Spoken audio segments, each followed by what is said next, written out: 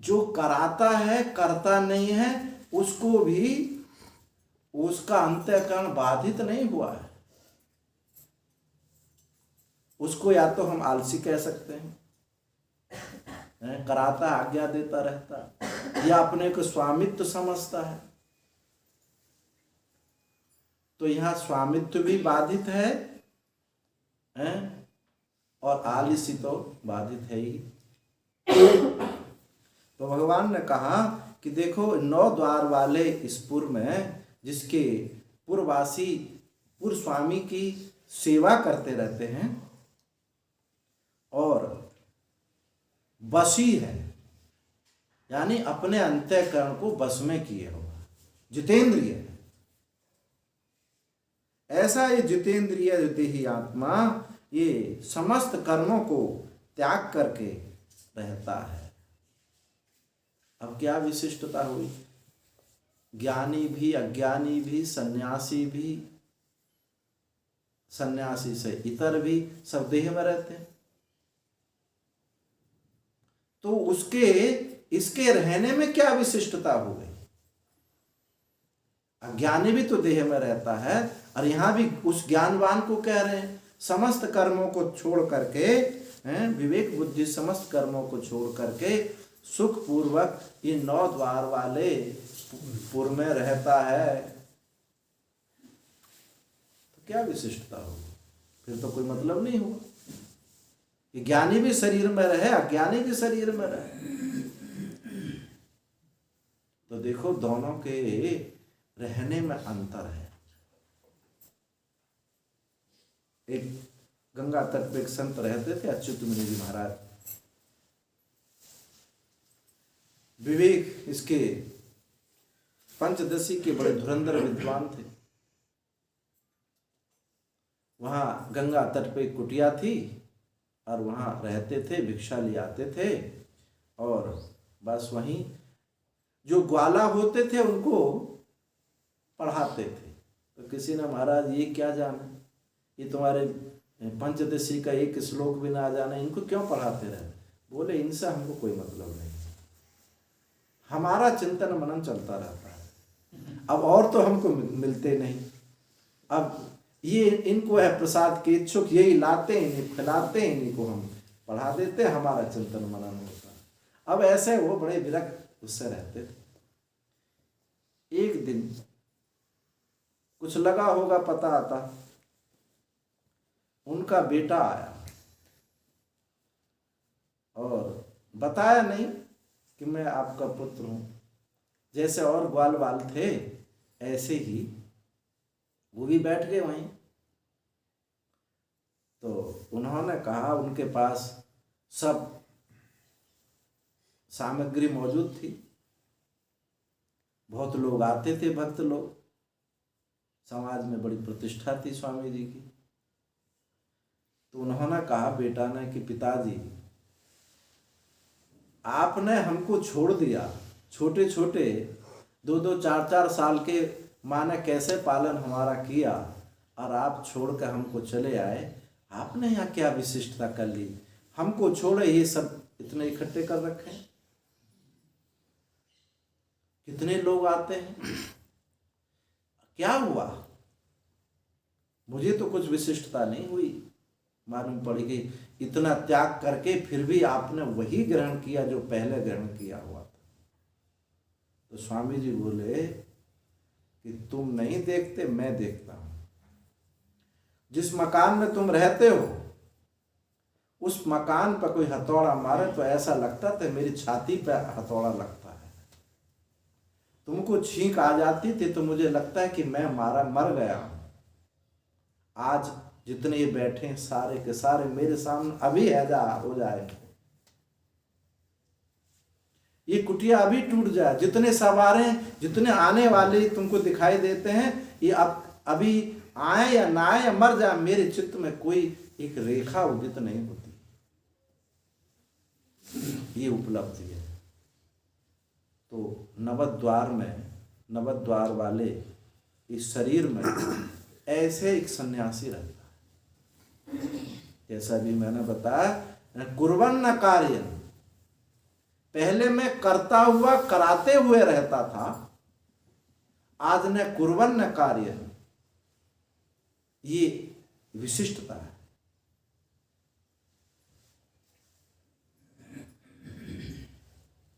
क्यों ऐसा क्यों हुआ?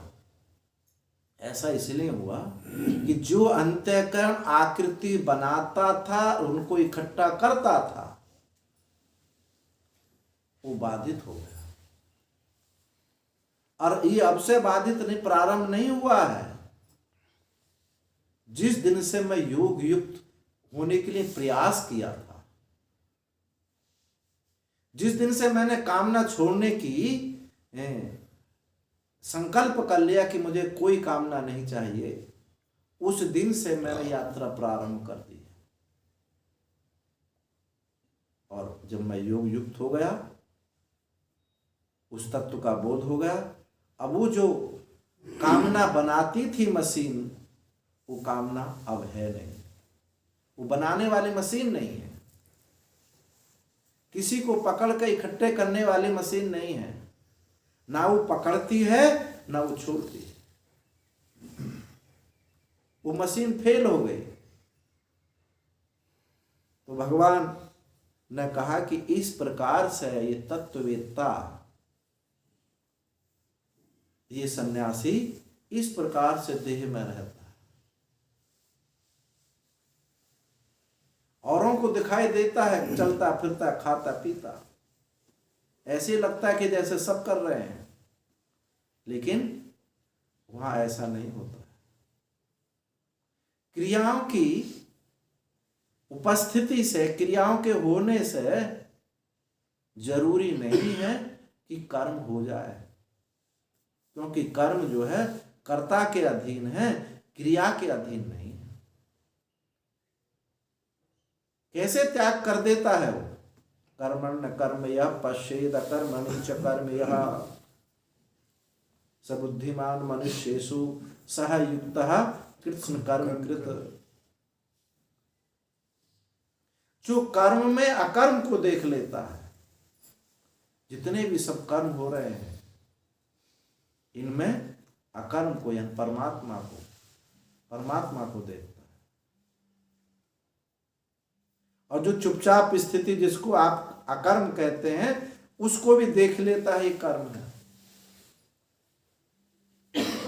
कहो कि कर्म नहीं होगा, भाई कर्म जो है क्रिया के अधीन है ही नहीं, कर्म तो कर्ता के अधीन है। भले क्रिया नहीं है तो भी कर्म हो रहा है, अक्रिया हो रही है, अकर्तापना नहीं है तो भी कर्म नहीं हो रहा। अज्ञानी देखते हैं कि क्रिया हो रही है तो कर्म हो रहा, पर यहां ऐसा अध्यात्म नहीं कहता। विज्ञान कहता है कि इंद्रियत्वम, इंद्रिय है तो चेतन है, लेकिन हमारा अध्यात्म शास्त्र क्या कहता है? स्वयं प्रकाशत्वम चेतन। वैज्ञानिक लोग कहेंगे कि इंद्रियवान है तो ये चेतन है, इंद्रिय नहीं है तो जड़ है, लेकिन हम कहते हैं स्वयं प्रकाश अपने को जानता है, इसलिए चेतन है। इंद्रियां रहें अथवा ना रहें, ये दृष्टांत लगता है कि एक इंद्रिय के ना होने से उसकी चेतनता कम हो जानी चाहिए थी। कोई अंधा हो जाए तो उसकी चेतनता कम हो जानी चाहिए, कुछ कोई चेतनता कम नहीं होती। बहरा गूंगा होने पर भी कोई चेतनता कम नहीं होती। क्यों? उनसे चेतन स्वयं प्रकाश है। भगवान ने कहा कि न कुर्वन् न कार्यन्, न करता है न कराता। करने कराने के लिए हमको परिच्छिन्न कौन करेगा, कौन कराएगा? जिसको परिच्छिन्न सुख चाहिए। यदि आपको ना चाहे, कोई सुख की आवश्यकता नहीं है, तो कर्म आपसे नहीं हो सकता। कर्ता को जो अभिष्ट है परिच्छिन्न सुख अभिष्ट। चाह उसकी परिच्छिन्न की नहीं है, चाह तो उसकी पूर्णता की है, चेतन की है, उसके अस्तित्व की है। किसी को मूर्ख कह दो जरा, कितना बुरा लगता है, क्योंकि उसको चाह चेतनत्व की है, चेतनत्व चेतन चाहता है, मूर्खता नहीं चाहता है, मिटना नहीं चाहता है। मांग उसकी सत्य की है, चेतन की है, अनंतता की मांग है। ये तो जो अज्ञान कामना ये जो लगी हुई है, इससे वो पूर्णत्व का बोध उसको नहीं होता। चाहता है पूर्णत्व है, लेकिन खोज उसके पास जो उपकरण है वो पूर्णत्व को प्राप्त कराने वाले नहीं। इसलिए पूर्णत्व को ना देख करके टुकड़े टुकड़े टुकड़े रूप में देखने लगता। इस टुकड़े टुकड़े को देखने वाला ही इसी को जीव कहा जाता है। जब ये उसको ये बोध हो जाता है, मन से त्याग कर देता है, विवेक बुद्धि से त्याग कर देता है, तो उसको समझ में आता है कि जिन उपकरणों के द्वारा मैं पूर्णत्व चाहता हूं, इन उपकरणों से पूर्णत्व होगा ही नहीं, क्योंकि अकृत वस्तु है। अकृत वस्तु कभी कर्म के द्वारा प्राप्त नहीं हो सकती। परीक्षलोकान कर्मचितान ब्राह्मणो निर्वेद माया नास्त्यः कृतः कृतेन। अकृत वस्तु कर्म के द्वारा प्राप्त नहीं होती, ऐसा लोक परीक्षण कर लेता है। जो लोक परीक्षण नहीं करते, लोक परीक्षण की शक्ति का नाम क्या है? वैराग्य। जो लोक परीक्षण नहीं करते उनको ये तत्व बोध नहीं हो सकता, वैराग्य के बिना नहीं हो सकता। तो लोक परीक्षण कर लिया कि अकृत वस्तु कर्म के द्वारा प्राप्त नहीं हो सकती। कर्म से क्या क्या प्राप्त होता है? कर्म कोई प्रमाण नहीं है, कर्म कोई किसी वस्तु को दिखाता नहीं। कर्म माने निर्माण, कर्म निर्माण करता है, दिखाता नहीं है। आंख क्या है? प्रमाण है। आंख दिखाती है और हाथ दिखा नहीं सकता। कांग्रेस भले ही दिखावे ऐसे करके, लेकिन वो दिखा नहीं पाते। अगर दिखा पाते तो ऐसे ना भटकते। हाथ बनाता है, निर्माण है, एक कर्तृतंत्र है, एक वस्तु तंत्र है। तो जो प्रमाण है वो दिखाएगा, निर्माण बनाएगा। इसलिए कर्म निर्माण करता है, बनाता है, कुछ दिखा नहीं सकता। इसलिए कर्म से होने वाला फल क्या होगा? अंधा ही होगा। तो एक कर्म जो है उत्पाद्य है, आप्य है। कोई वस्तु आपके पास नहीं है तो आप उसको बना सकते हैं, उत्पाद्य है, बना लो। घड़ा नहीं आपके पास, घड़ा बना लो, अब उसके अपने उपयोग में ले लो। बनाना नहीं चाहते तो पड़ोसी से ले आओ, खरीद के ले आओ, वो आप्य है। और घड़े में नमक भर दो तो गल जाएगा, विकार्य है। डंडा मार दो फूट जाएगा। ये कर्म का फल है। लेकिन परमात्मा ना तो विकार्य है, ना विनाश्य है, ना उत्पन्न किया जा सकता है, और ना ही किसी से उधार लिया जा सकता है।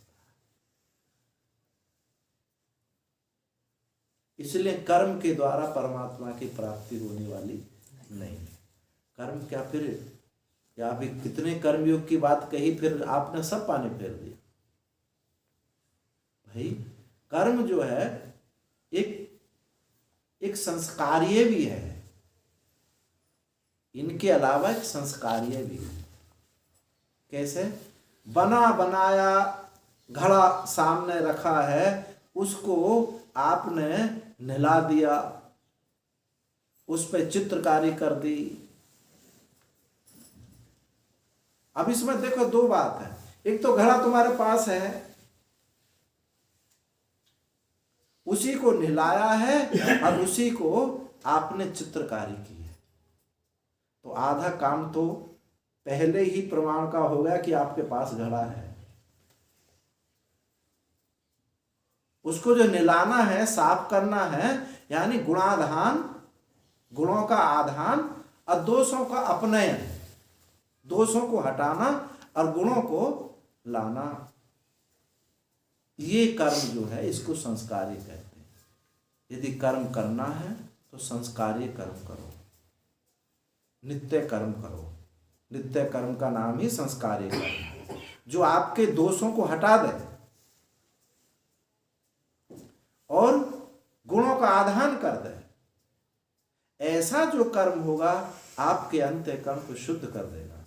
आपका जो दर्पण है इसमें गुणों का आधान कर देगा और दोषों की निवृत्ति, निंदा चुगली आदि जो दोष हैं इनको हटा देगा और कर्म फल को लेने नहीं देगा, क्योंकि कर्म फल से फिर गंदा होने के चांस पूरे फिर उपस्थित हो जाएंगे। तो इसको कहते हैं संस्कारी कर्म। ये संस्कारी कर्म आपके अंतःकरण को शुद्ध करेगा। ये संस्कारी कर्म ही कर्म योग बनता है। जब योग युक्त होगा, शुद्धि हो जाएगी, तब ये मुख्य संन्यास को प्राप्त होगा। तो सर्वकर्म संन्यास, सब कर्मों का को त्याग दे विवेक बुद्धि से, और इस 9 द्वार वाले पुर में इस प्रकार से रहता है जिस प्रकार से कोई कर्म ना हो सके, ना करता है ना कराता है, और सुख पूर्वक। कोई ऐसे ढंग से नहीं रहता कि दुखी रहता हो, दुखी नहीं, सुख पूर्वक। इंद्रिय जिसके बस में है, ऐसा ये लक्षण कहाँ घटित होता है? ये सीधा मुख्य संन्यास में घटित होता है। ऐसा सन्यासी हो, तो ऐसा जो सन्यासी है, न करता है न कुर्बन न कार्यन, ये उसकी बोध को, निष्ठा को दिखाता है, जितेंद्रियता उसकी व्यवहारता को दिखाता है, और सर्व कर्म संन्यास जो सब कर्मों को त्याग करके दिखाना, उसकी कर्म निरपेक्षता को दिखाता है। ये लक्षण सन्यासी का होता है कि बोधनिष्ठ हो, कर्म व्यवहार्य ना हो, और आनंद आनंद, पृथ्वी आनंद, आकाश आनंद, सारी दिशाएं आनंद, आनंद ही आनंद, आनंद का झरना झर रहा है। ये क्या दिखाता? सुख। तो ऐसा जो सन्यासी है, सर्वत्र आनंद ही आनंद, बोध से परिपुष्ट है, व्यवहार जहां है नहीं, वही सन्यासी पूजनीय है। तो इस श्लोक में भगवान ने सन्यास का निरूपण किया। ये है सन्यास, उसका व्यवहारिक रूप, पारमार्थिक रूप, सबको अच्छी भली प्रकार से स्पष्ट किया है। अब आगे ऐसा जो सन्यासी है, आगे बताते हैं आगे के श्लोक में, और स्पष्ट करते हैं। न कर्तृत्वं न कर्माणि लोकस्य सृजति प्रभु, न कर्मफल संयोग स्वभावस्तु प्रवर्तते। न कर्तृत्वं न कर्माणि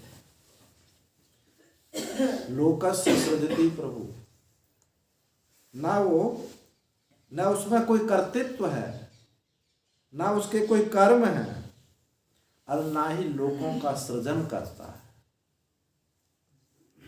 लोक नहीं बनाता। भगवान परमात्मा जो है, ना तो उसमें कोई कर्तृत्व है और ना कर्म होते हैं और लोक का सृजन भी नहीं करता। और भी भगवान फल देता हो तो कहते हैं ना कर्म फल। हम ये कोई ऐसा काम नहीं करते कि इसने ये कर्म किया था इसको ये फल, इसने कर्म ये किया था इसको ये फल। फिर कैसा होता है? ये तो स्वभाव महाराज करते रहते हैं, हम कुछ नहीं करते। अब ये स्वभाव के अनेक रूप हैं। ये जो यमराज हैं, धर्मराज हैं, चित्रगुप्त हैं, ये सब स्वभाव के ही परिवार हैं। ये ब्रह्मा जी हैं, ये भी ब्रह्म स्वभाव के ही परिवार। इतना बड़ा है स्वभाव। इस स्वभाव से जहां जहां दृष्टि गोचर होता है सब स्वभाव।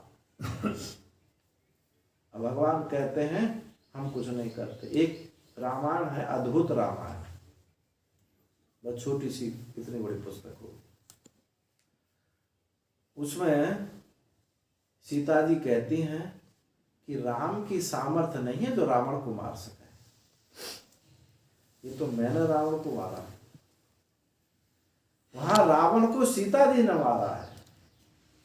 बोले राम तो असंग है,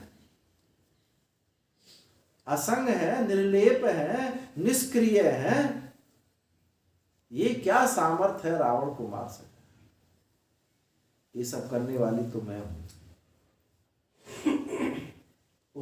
उस रामायण में इस प्रकार से निरूपण है। तो करने वाली ये प्रकृति है, स्वभाव है। ये स्वभाव ही कोटि कोटि ब्रह्मा होते हैं, हिरण्यगर्भ होते हैं, यमराज, धर्मराज, जितना सब दृष्टि गोचर होता है जो मन के द्वारा कल्प्य है। मन जितनी कल्पना कर सकता, देखा हुआ, सुना हुआ, संकल्प किया हुआ सब जो क्षेत्र है ये स्वभाव के अंतर्गत है। अब देखिए कितना बड़ा स्वभाव है।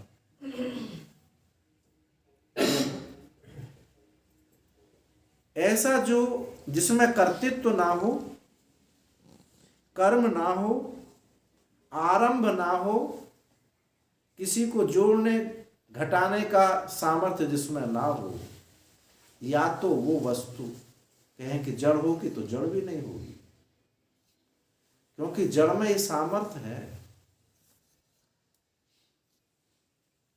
वो बात अलग है कि चेतन की सामर्थ्यता से आती है, पर जड़ में सामर्थ्य होती है। परमात्मा जिनमें ये सब चीज नहीं है वो स्वयं प्रकाश है। तो ये श्लोक जो है स्वयं परमात्मा की स्वयं प्रकाशता को लक्षित करता है, उसकी अभेदता को लक्षित करता है।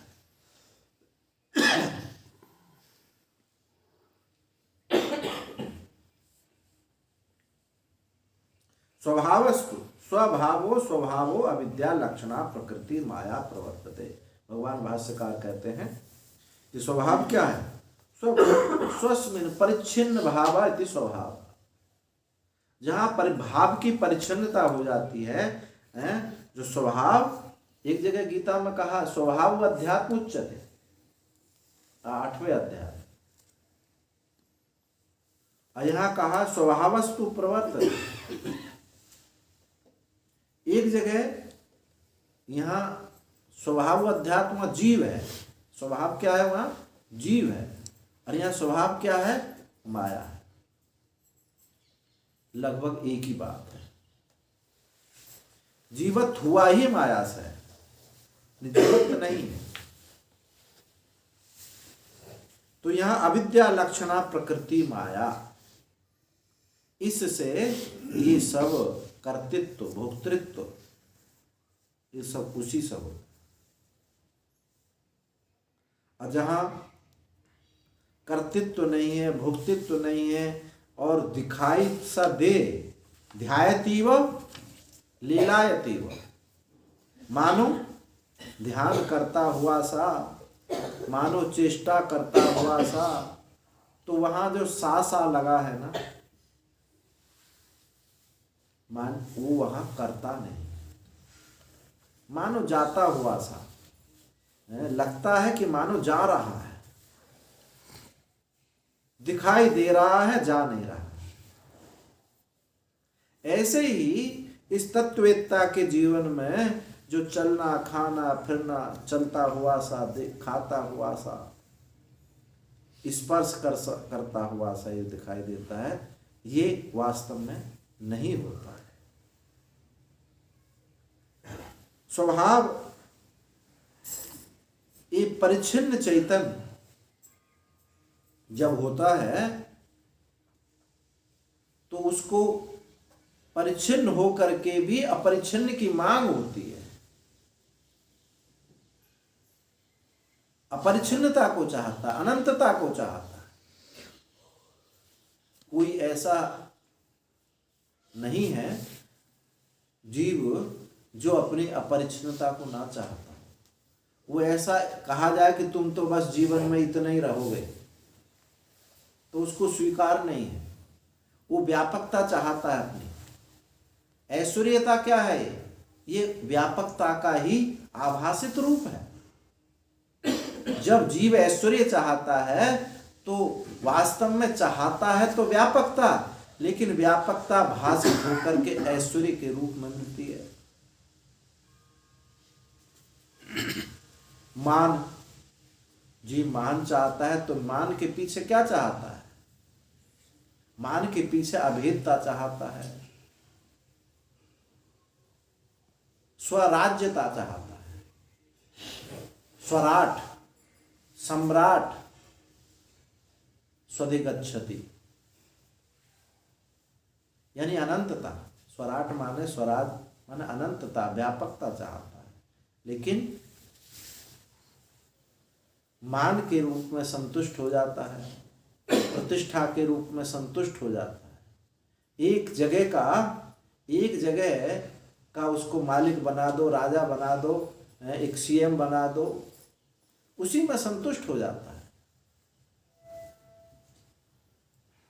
तो जीव की मांग तो पूर्णता की है, अनंतता की है, व्यापकता की है, पर ये जो माया देवी हैं, प्रकृति देवी हैं, अविद्या देवी हैं, ये उनको उस दायरे से बाहर निकलने नहीं देती।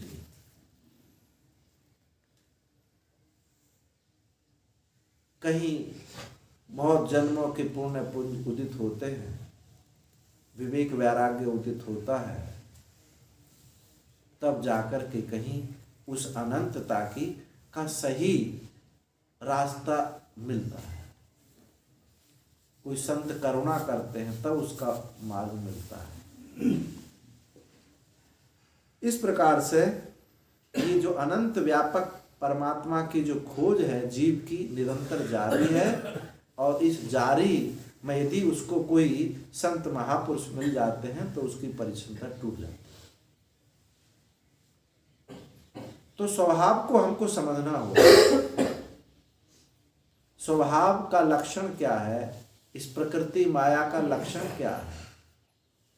एक तो ये जो स्वभाव है परिच्छिन्न कर देता, सीमित कर देता है, और चेतनता को आवृत्त कर देता है, और विपरीत रूप से दिखा देता है।